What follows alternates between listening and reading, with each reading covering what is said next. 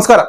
കോട്ടയം വിജയകുമാറിന്റെയും മീരയുടെയും മരണം അല്ലെങ്കിൽ കൊലപാതകം, പല പല സംശയങ്ങൾ ഞാൻ പറഞ്ഞിട്ടുണ്ടായിരുന്നു.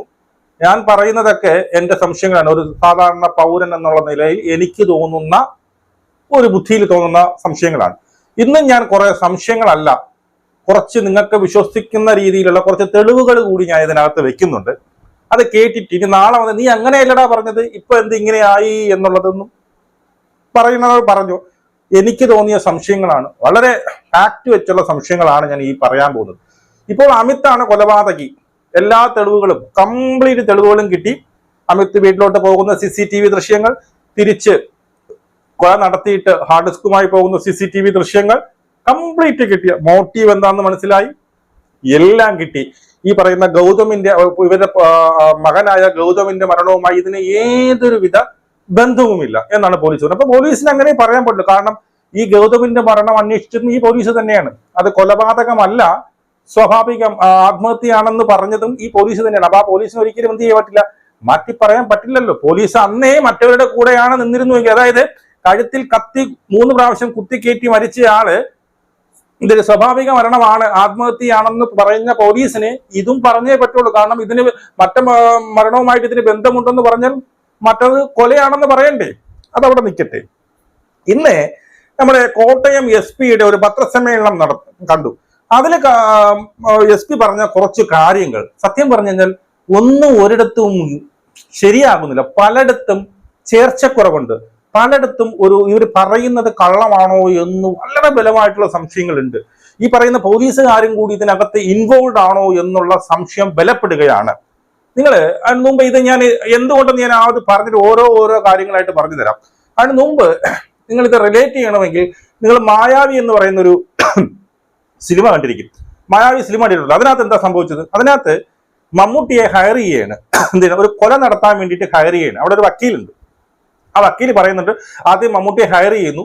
ഹയർ ചെയ്ത് എന്ത് ചെയ്യുന്നു, ഈ കൊല നടത്താനുള്ള വീട്ടിലേക്ക് മമ്മൂട്ടിയെ എങ്ങനെ കൊണ്ടെത്തിക്കാം, അങ്ങനെ അതിനുവേണ്ടി അവർ പ്ലാൻ ചെയ്യുന്നു. മമ്മൂട്ടിയെ അതിനകത്തോട്ട്, അവരെ വീട്ടിനകത്തോട്ട് കൊണ്ടെത്തിക്കുന്നു. അതിനുശേഷം കൊല നടത്തുമ്പോൾ ഒരു മോട്ടീവ് വേണമല്ലോ, ഒരു വൈരാഗ്യം വേണമല്ലോ, എന്തുകൊണ്ട് അവരെ കൊല നടത്തി എന്ന് നാളെ പോലീസ് പിടിക്കുമ്പോൾ പറയണമല്ലോ. അതുകൊണ്ട് തന്നെ അതിനുള്ള അവസരങ്ങൾ അവർ ഉണ്ടാക്കുന്നു. ആ ഒരു സിനിമ നിങ്ങൾക്ക് നല്ല രീതിയിൽ ഓർമ്മ വേണം. ഈ ഒരു സംഭവം പറയും. ഇവിടെയും ഞാൻ അങ്ങനെ സംശയിക്കാനുള്ള വ്യക്തമായിട്ടുള്ള കാരണങ്ങൾ ഞാനത് പറയുന്നുണ്ട്. അതായത് ഈ പറയുന്ന അമിത് എന്ന് പറയുന്ന ആളെ ഇവർ ഹയർ ചെയ്തതാണോ, ഈ പറയുന്ന ഈ വിജയകുമാറിനെയും ഈ മീരയും കൊലപ്പെടുത്താൻ വേണ്ടിയിട്ട് വർഷങ്ങളുടെ 1-2 കൊല്ലം എന്തോ ഈ അമിത് അവിടെ വർക്ക് ചെയ്തത്, വർഷങ്ങളുടെ പ്ലാൻ ചെയ്ത് എക്സിക്യൂട്ടീവ് ചെയ്തതാണ്. ഈ പറയുന്ന ചെറിയ ന്യായങ്ങൾ, അതായത് പണം കട്ടെടുത്തു എന്ന് പറയുന്ന, എന്റെ ഭാര്യ പിണങ്ങിപ്പോയി, അല്ലെങ്കിൽ എന്റെ മകൻ മരിച്ചുപോയി, അബോർഷനായി പോയി എന്ന ഈ ചെറിയ ഒരു കാരണം കൊണ്ട് ഈ പറയുന്ന വിജയകുമാറിനെയും മീരനെയും ഇത്ര ക്രൂരമായിട്ട് കൊന്നു എന്ന് വിശ്വസിക്കാൻ എനിക്ക് കുറച്ച് പാടുണ്ട്. ഇത് വെൽ പ്ലാൻഡ് ആയിട്ടുള്ള, വർഷങ്ങളോളം പ്ലാൻ ചെയ്ത് എക്സിക്യൂട്ടീവ് ചെയ്ത അതിദാരുണമായ ഒരു കൊലപാതകമാണ് എന്നുള്ളതും, ഇത് മറ്റു കൊലപാതകം, അതായത് ഈ പറയുന്ന ഗൗതമിന്റെ കൊലപാതകവുമായിട്ട് 100% ബന്ധമുണ്ട് എന്ന് തന്നെയാണ് എനിക്ക് ഇപ്പൊ തോന്നാൻ കാരണം ഈ പറയുന്ന SP വാർത്താ സമ്മേളനമാണ്. എന്തുകൊണ്ട് എനിക്ക് അങ്ങനെ തോന്നി എന്നുള്ളത് ഞാൻ ഇതിനകത്ത് പറയുന്നുണ്ട്. നിങ്ങൾക്ക് എന്തെങ്കിലും പിന്നീട് അത് ശരിയാണോ എന്ന് നിങ്ങൾ തന്നെ പറയണം. അതുമല്ല, ഈ വീഡിയോ മാക്സിമം ഷെയർ ചെയ്യുക, സബ്സ്ക്രൈബ് ചെയ്യാൻ മറന്നുപോയിട്ട് സബ്സ്ക്രൈബ് ചെയ്ത് സപ്പോർട്ട് ചെയ്യണം. നമുക്ക് ആദ്യം SP പറഞ്ഞ ഓരോ കാര്യങ്ങളും വെച്ചുകൊണ്ട് സംസാരിക്കാം. ഓക്കെ. 20 ദിവസത്തെ ശമ്പളം പെൻഡൻസി വന്നു. അതിനുശേഷം ഇയാളും ഭാര്യയും കൂടെ ഒരുമിച്ചായിരുന്നു ഇവിടെ താമസിച്ചുകൊണ്ടിരുന്നത്. രണ്ടുപേരും നാട്ടിൽ പോയി കഴിഞ്ഞതിന് ശേഷം വിജയകുമാർ ഇയാളെ തിരിച്ച് വിളിച്ചു വരുത്തിയതിന് ശേഷം ഒരു 10-15 ദിവസം ജോലി ചെയ്തിരുന്നു. അപ്പൊ ഏകദേശം 1 മാസത്തെ ശമ്പളം പെൻഡൻസി ഉണ്ടായിരുന്നു. അപ്പൊ അത് അടുത്ത മാസം തരാം എന്ന് പറഞ്ഞ് നീക്കി വെച്ചതിലുള്ള ഒരു വിരോധം ഇയാൾക്ക് അന്നേ ഉണ്ടായിരുന്നു. അതുകൊണ്ട് ഇയാൾ പെട്ടെന്ന് ഒരു ദിവസം അവിടെ നിന്ന് കടന്നു കളഞ്ഞു. അതിനുശേഷം ഒരു 3-4 ദിവസം കഴിഞ്ഞ് തിരിച്ചു വന്നിട്ടാണ് ആദ്യത്തെ ആ ക്രൈം ചെയ്തത്. ഇയാളുടെ മൊബൈൽ ഫോൺ മോഷ്ടിച്ച് ഇയാളുടെ അക്കൗണ്ടിൽ നിന്നുള്ള പണം പ്രതിയുടെ അക്കൗണ്ടിലേക്ക് മാറ്റിയത്. അപ്പൊ അതില് പണം ട്രാൻസാക്ട് ചെയ്ത് കഴിഞ്ഞതിന് ശേഷം വിജയകുമാർ 1930 വിളിച്ച് എമൗണ്ട് എല്ലാം പുട്ട് ഓൺ ഹോൾഡ് ആക്കിയിട്ടു. അതുകൊണ്ട് തന്നെ പ്രതിക്ക് ആ പണം ഉപയോഗിക്കാൻ കഴിഞ്ഞില്ല. പിടിക്കപ്പെടുമെന്ന് മനസ്സിലായതോടുകൂടി പ്രതി പണം തിരിച്ചു തരാമെന്ന് പറഞ്ഞിരുന്നു. എന്നിരുന്നാലും വിജയകുമാർ കൂട്ടാക്കിയില്ല. പോലീസിൽ കംപ്ലൈന്റ് ഫയൽ ചെയ്തു, നമ്മൾ FIR രജിസ്റ്റർ ചെയ്തു, ഇയാളെ അറസ്റ്റ് ചെയ്തു. അറസ്റ്റ് ചെയ്തതിനു ശേഷം 5.5 മാസത്തോളം, നിങ്ങൾക്കത് അറിയാവുന്ന പോലെ തന്നെ കഴിഞ്ഞ കേസിൽ 5.5 മാസത്തോളം റിമാൻഡിൽ കഴിഞ്ഞു. റിമാൻഡിൽ കഴിഞ്ഞ് ഇറങ്ങിയതിന് ശേഷവും പ്രതി വിജയകുമാറിനെ ബന്ധപ്പെട്ടിരുന്നു. കേസ് പിൻവലിക്കണം, പണം തിരിച്ചു തരാമെന്ന് പറഞ്ഞിട്ട്. അതിനും വിജയകുമാർ കൂട്ടാക്കിയില്ല. പിന്നെ റിമാൻഡിൽ കിടന്നിരുന്ന കാലത്ത് പ്രതിയുടെ ഭാര്യ ഗർഭിണിയായിരുന്നു. ഒരു ഏകദേശം ഒരു 7-8 മാസമായപ്പോൾ ഗർഭം അലസിപ്പോയി. അപ്പൊ അങ്ങനെ വ്യക്തിപരമായ കുറെ ബുദ്ധിമുട്ടുകളും എല്ലാം വന്നപ്പോൾ അതിനെല്ലാം കാരണക്കാരൻ വിജയകുമാർ എന്നുള്ള നിലയ്ക്കുള്ള ഒരു വൈകാരിക പ്രതികരണമാണ്. അതുകൊണ്ട് തന്നെ ഇയാള് 19-ാം തീയതി, ഈ മാസം 19-ാം തീയതി കോട്ടയത്ത് വന്ന് താമസിച്ചു. പ്രീമെഡിറ്റേറ്റഡ് ആയിട്ട് പ്രിപ്പറേഷൻസ് എല്ലാം ചെയ്തു. അങ്ങനെയാണ് ക്രൂരമായ കൊലപാതകം നടത്തിയത്. Okay, well done. നല്ല കഥ. ഇതിനകത്ത് SP പറയുന്ന കഥ നിങ്ങൾ കേൾക്കണം. അതായത് 15 ദിവസത്തെ ശമ്പളം കൊടുത്തില്ല, അത് ഒന്നാമത്തെ വൈരാഗ്യ കാരണം. എന്നിട്ട് പുള്ളി പെട്ടെന്ന് എന്ത് ചെയ്യുന്നു, വീട്ടിലേക്ക് പോകുന്നു. അത് കഴിഞ്ഞിട്ട് 3 ദിവസം കഴിഞ്ഞ് വന്ന് ഫോൺ അടിച്ചു മാറ്റുന്നു. ഫോൺ അടിച്ചു മാറ്റി അതിൽ നിന്ന് 2.5 ലക്ഷത്തോളം രൂപ ട്രാൻസ്ഫർ ചെയ്തു. ഞാൻ മുമ്പൊരു വീഡിയോ പറഞ്ഞു, ഈ പറയുന്ന ആപ്പിൾ ഫോൺ അവൻ അടിച്ചു മാറ്റി എങ്ങനെ ഈ പൈസ ട്രാൻസ്ഫർ ചെയ്യാനുള്ള വിവരവും ബുദ്ധിയൊക്കെ ഇങ്ങനെ ഉണ്ടോ എന്നൊക്കെ ഞാൻ ചോദിച്ചു. അത് ചിലപ്പോൾ ഈ വിജയകുമാർ തന്നെ കള്ളക്കേസ് കൊടുത്തതിന്റെ വൈരാഗ്യമാണോ എന്ന് ഞാൻ ചോദിച്ചു. പക്ഷെ ഇപ്പൊ എനിക്ക് മനസ്സിലാകുന്നത് ഈവൻ ഇതിന്റെ പിന്നിൽ വൻ ആൾക്കാരുണ്ട്. ഈ ഐഫോൺ അല്ല, അതിന്റെ അപ്പുറത്തുള്ള ഫോൺ ഉണ്ടെങ്കിൽ കൂടി അവിടെ നിന്ന് പൈസ അടിച്ചു മാറ്റി, അതായത് ഇതിന്റെ സിം ഊരി മറ്റൊരു ഫോണിലിട്ട് അതുവഴി ഗൂഗിൾ പേ ചെയ്തെന്ന് അവർ പറയുന്നത്. മനസ്സിലായോ? ഇത്രയും ബുദ്ധി വേണമെങ്കിൽ അത് സാധാരണക്കാർക്ക് പറ്റില്ല. അത്രയും IT തലത്തിൽ ബന്ധമുള്ള ആൾക്കാർക്കെങ്കിലേ അങ്ങനെ ഒരു ക്രൈം ചെയ്യാൻ പറ്റത്തുള്ളൂ. അപ്പോ ഇത് അവൻ അടിച്ചു മാറ്റി, അതായത് ഈ ഒരു പൈസ അടിച്ചു മാറ്റി എന്ന് പറയുന്നത് സത്യമാണ്. ഇങ്ങനെ അടിച്ചു മാറ്റിയാലേ വിജയകുമാർ എന്ത് ചെയ്യുള്ളൂ, ഇവനെതിരെ കേസ് കൊടുക്കുള്ളൂ. എങ്കിലേ എന്ത് സംഭവിക്കത്തുള്ളൂ, ഇവന് ഈ വിജയകുമാറിനെ കൊല്ലാനുള്ള ഒരു മോട്ടീവ്, കാരണം അവിടെ ഉണ്ടാവുള്ളൂ. മനസ്സിലായോ? ഈ സിം അടിച്ചു മാറ്റിയെന്നും പറഞ്ഞുകൊണ്ട് ഒരിക്കലും നമ്മുടെ വേറെ ഈ എന്റെ സിം കളഞ്ഞെന്ന് പറഞ്ഞ് വേറെ മൊബൈലിൽ ഇട്ടിട്ട് അവിടെ ഒരു ഗൂഗിൾ പേ തുടങ്ങിയിട്ട് പിൻ നമ്പർ സംഭവം ഒന്നും അറിയാതെ ഒരിക്കലും എന്ത് ചെയ്യാൻ പറ്റില്ല, പൈസ അടിച്ചു മാറ്റാൻ പറ്റില്ല എന്നുള്ളത്. ബാക്കി കേൾക്കാം. ഈ കേസിൽ സംഭവിച്ചത് എന്താന്ന് വെച്ചാല് ഒരു മിനിറ്റ്, ഒരു കാര്യം കൂടി പറയാൻ മറന്നുപോയി. ഇതിനകത്ത് ഇവർ പറയുന്ന മറ്റൊരു കേസ് ഉണ്ട്. അതായത് 2.5 ലക്ഷം രൂപ മാറ്റിയല്ലോ, 2.5 ലക്ഷം രൂപ അടിച്ചു മാറ്റിയതിനു ശേഷം അപ്പൊ തന്നെ ഈ വിജയകുമാർ അത് ബ്ലോക്ക് ചെയ്ത് അവൻ അത് ഉപയോഗിക്കാൻ പറ്റിയില്ല എന്ന് ആദ്യം SP പറയുന്നുണ്ട്. അതിനുശേഷം SP പറയുന്നത് അവൻ പറഞ്ഞു കേസ് കൊടുക്കില്ല, ഞാൻ ആ പൈസ തിരിച്ചു തരാമെന്ന് പറഞ്ഞത്. അവിടെ ബ്ലോക്ക് ചെയ്ത് പൈസ എടുക്കാൻ പറ്റില്ല എന്ന് SP തന്നെയാണ് പറഞ്ഞത്. പിന്നെയും പറഞ്ഞു ഞാൻ തിരിച്ചു തരാമെന്ന്. ഏത് പൈസ തിരിച്ചു കൊടുക്കാൻ? ബ്ലോക്ക് ചെയ്തല്ലോ, അവൻ എടുക്കാൻ പറ്റില്ലല്ലോ. അത് കഴിഞ്ഞ് ജയിലിലായി ജാമ്യത്തിൽ ഇറങ്ങിയതിനു ശേഷം വീണ്ടും വിജയകുമാറിനെ വിളിച്ചിട്ട് പറയുന്നത് ഞാൻ ആ പൈസ തിരിച്ചു തരാമെന്ന്. അവിടെ എന്തോ ഒരു സ്വരച്ചേർച്ച ഇല്ലായ്മയുണ്ട്. കാരണം യവൻ ആ പൈസ എടുത്തില്ല, ഇവന് പൈസ ഉപയോഗിക്കാൻ പറ്റിയിട്ടില്ല.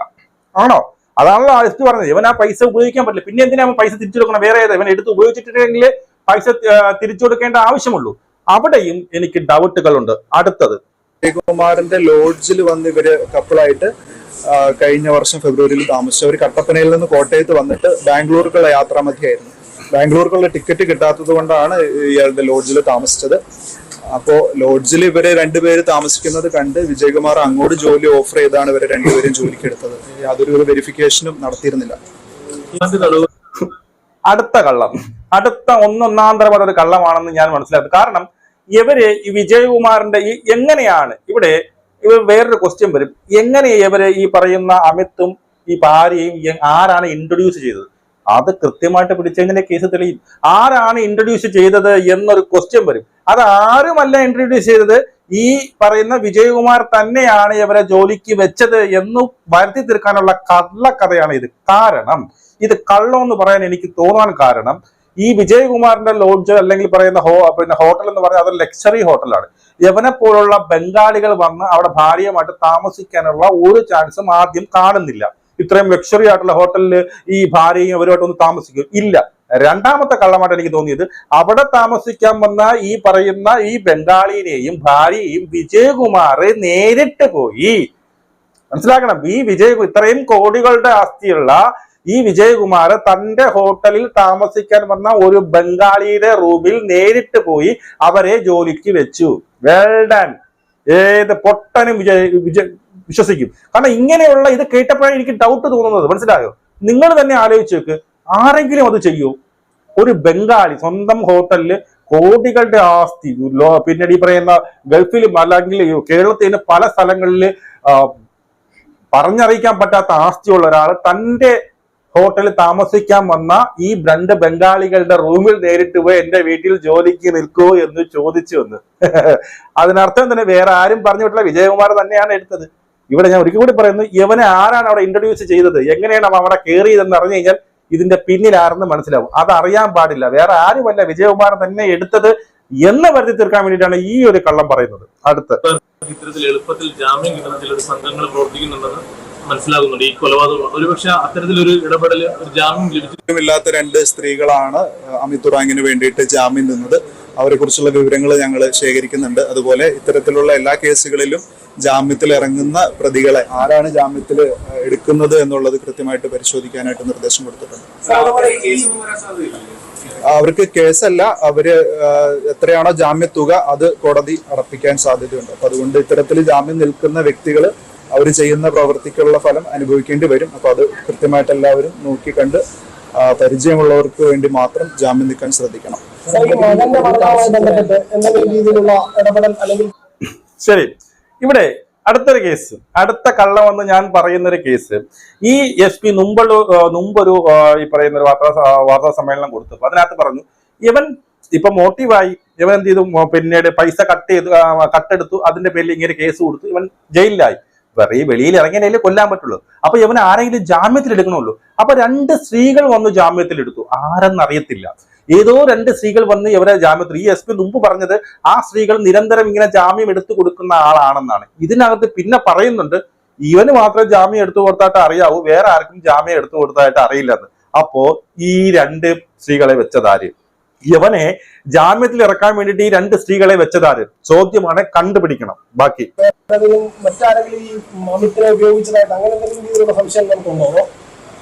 മകന്റെ മരണവുമായിട്ട് ബന്ധപ്പെട്ട് വിജയകുമാർ ഹൈക്കോടതിയിൽ ഉൾപ്പെടെ സമീപിച്ചിരുന്നു.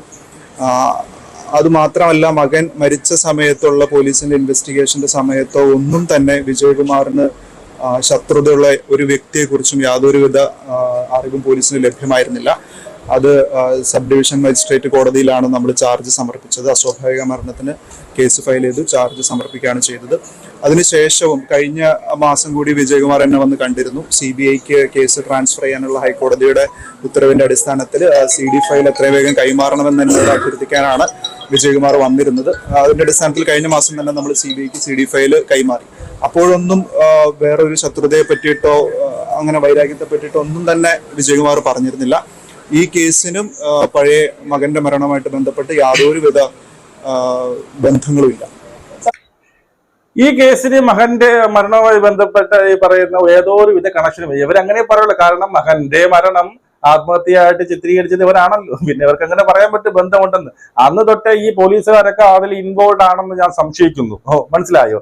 പിന്നെ വിജയകുമാർ ഈ പുള്ളിയെ നിരന്തരമായി ബന്ധപ്പെടുന്നുണ്ട്, ഏതൊക്കെ ഈ കേസും കാര്യങ്ങളും. അപ്പൊ ഈ പുള്ളിക്ക് എല്ലാ കാര്യങ്ങളും അറിയാം. അടുത്ത ലാസ്റ്റ് ഒരു സാധനം കൂടി, ജാമ്യത്തിലെടുത്ത സ്ത്രീകൾക്ക് അവർക്ക് ഈ മറ്റുള്ള കേസുകളിൽ ആരെങ്കിലും ജാമ്യത്തിലെടുക്കുന്ന ഒരു ഇതുണ്ടോ, ഈ ഇത്തരം ഒരു വിഷയം മാത്രമാണ്, ഈ അമിത്തിന്റെ വിഷയത്തിൽ മാത്രമാണ്? അമിത്തിന്റെ വിഷയം മാത്രമാണ് നമുക്കിപ്പോ ശ്രദ്ധയിൽപ്പെട്ടിട്ടുള്ളൂ. അത് കൂടുതൽ അന്വേഷിക്കേണ്ടതായിട്ടുണ്ട്.